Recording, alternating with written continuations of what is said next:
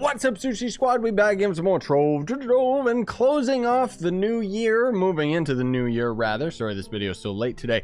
We're going to be talking about the Neon Ninja, so we're going to be doing the Neon Ninja Rage Speed build, which I have done in the past. Some things have changed in Trove more recently, more particularly the Delves.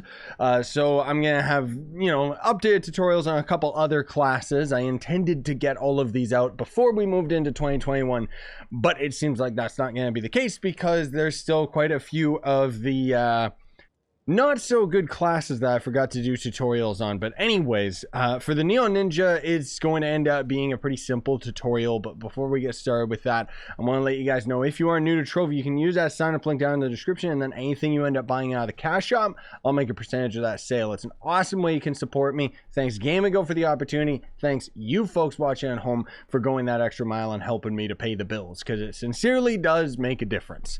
So the Neon Ninja is going to end up being the fastest class in the game. I wanted to kind of end the year on a high note with one of the more popular characters. As you may have seen, we already just talked about Gunslinger, but Neon Ninja is the fastest character in the game, outright 120%. And you're going to end up building towards that. So just a heads up, if you're a Neon Ninja, you're not going to be very good in Delves. The whole point of Neon Ninja in the Delves, I would argue, is your job is to get to the end as quickly as possible so that the reach the final room objective is complete for the rest of your group, because you're just going to be such a speedy boy, which can be really annoying going through the caves and stuff like that, because the Neon Ninja is going to end up getting most of its speed from backpedaling or backflipping, right? So I'll talk about the gear, and then I'll kind of explain like how you're going to actually play this character, as well as a couple quick tips of how you can end up moving a lot faster. So for your gear, it's going to all be movement speed, attack speed, because you need the movement speed to make your character even faster, and the attack speed is because once you get the class trim ability, the amount of times that you end up hitting an enemy will end up building your shurikens faster. So you basically are going to wait until you have the full charge around your character, right click, left click, and then you throw a giant shuriken, and it's going to phase through enemies, and it's really, really powerful. Neon Ninja is actually a really good character. I mentioned in my Shadowhunter tutorial video how you could literally take the gems off the Shadowhunter and throw it onto a bunch of other physical based characters. Neon Ninja is one of them, where I found this out years ago and I was so disappointed, where I literally took all my gems off my Shadowhunter, put them to my Neon Ninja, and then I was just better. Because you're faster, you're stronger as far as your attack.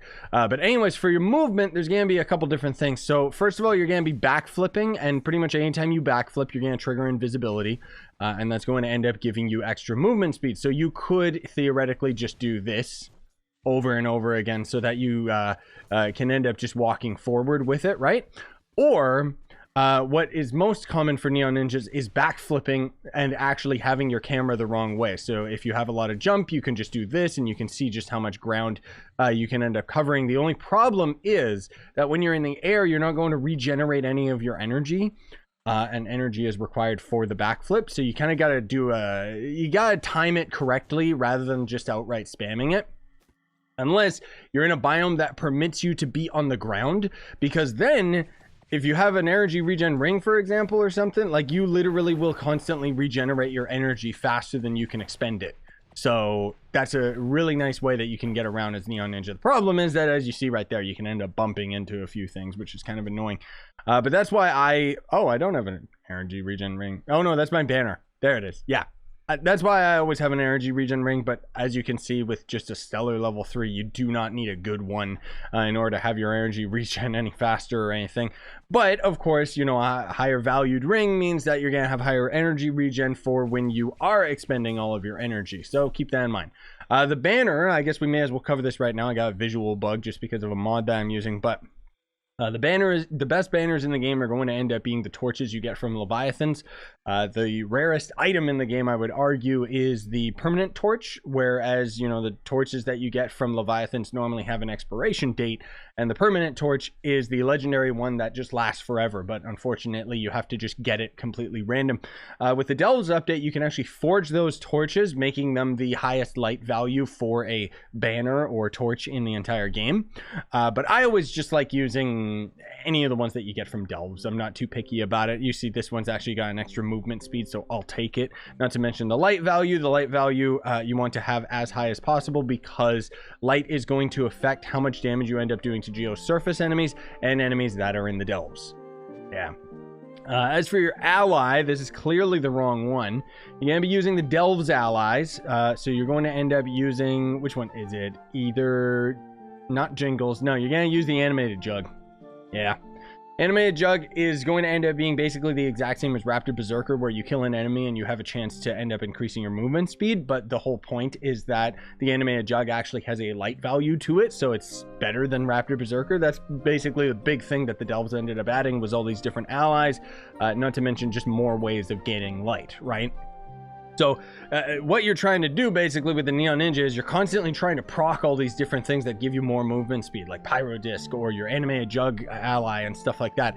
So it does pay to kind of throw your shurikens around at just random enemies and junk like that. You can always end up doing your number one to kind of save yourself. Like, let's say that you're about to fall off something, you can just instantaneously teleport yourself over, just because sometimes, you know, the dungeons in Geosurface can end up being they can end up taking all of your jump, and then you're just about to fall, and then you can save yourself with the dash or something like that. For the potions and emblems, that's going to end up being, I always just use Death Defying.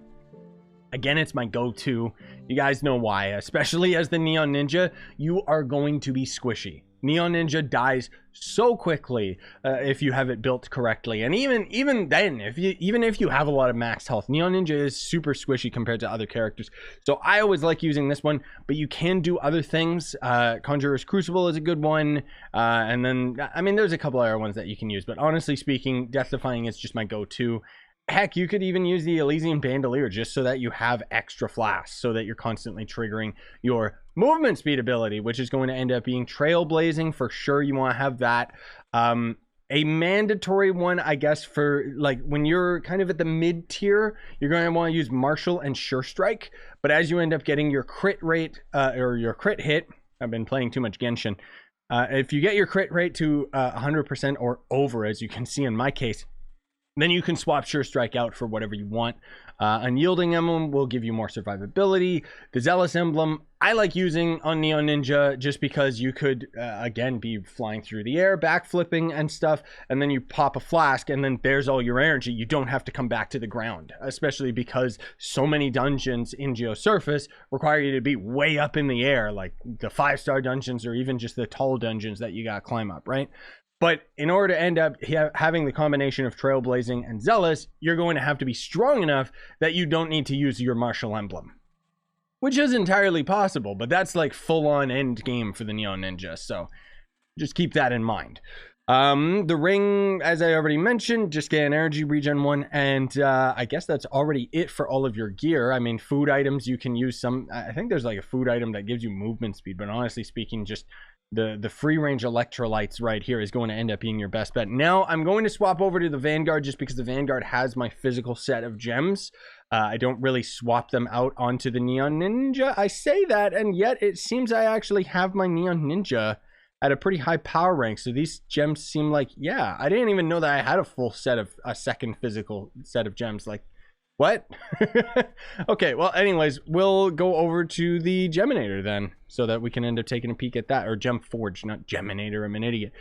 So for your Cosmic Gems, these are going to end up all being the same. Oh, I see. So I don't have these fully maxed out. Like, they're not fully augmented, even if they have, no, they don't have all the right stats either. Okay, well, anyways, what you're trying to do with your Cosmic Gems, I'll just swap over to the Vanguard so I can give you a quick example, okay?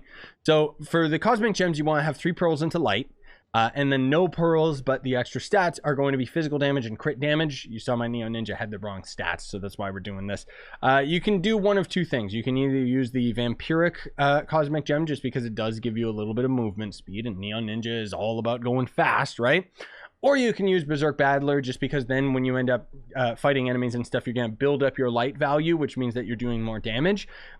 Neon Ninja should be doing okay as far as damage is concerned, though, so you can get away with using either or. It's entirely up to you. For the lesser gems, the exact same stats. 3 pearls into light, physical damage, crit damage. Do that as best as you can.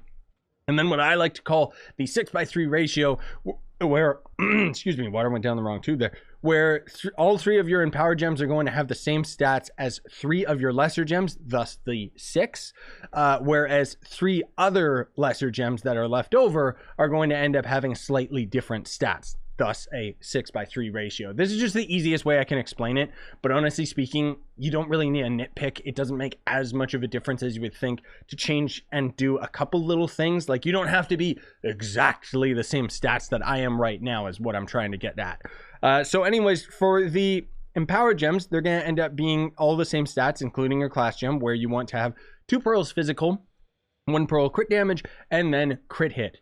Ideally, the empowered gems that you want to go for are going to be Pyro Disc is a must, just because you're Neon Ninja. Again, you need speed. And then if you can, for your other gem, I'd take a Cubic Curtain, just because it'll give you a little bit more survivability, right? So then, like I said, 3 of your lesser gems are going to end up carrying the exact same stats.